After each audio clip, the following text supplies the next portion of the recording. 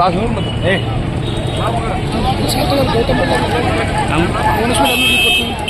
Mallikarjuna Poojary sir ಅವರು ಬನ್ನಿ sir please.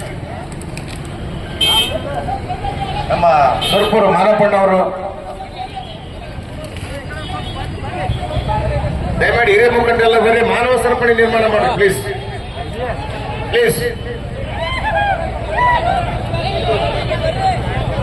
ಬರ್ರಿ. ಯಾವುದೇ ಒಂದು ಪಂಚಾಯತ್ ಮೆಂಬರ್ ಕೂಡ ಸದ್ಯ ಆಗಕ್ಕಿಲ್ಲ, ಯಾವುದೇ ಒಂದು ಇಲಾಖೆಯಲ್ಲಿ ನಾವು ನೌಕರಿ ಮಾಡ್ಲಿಕ್ಕಿಲ್ಲ.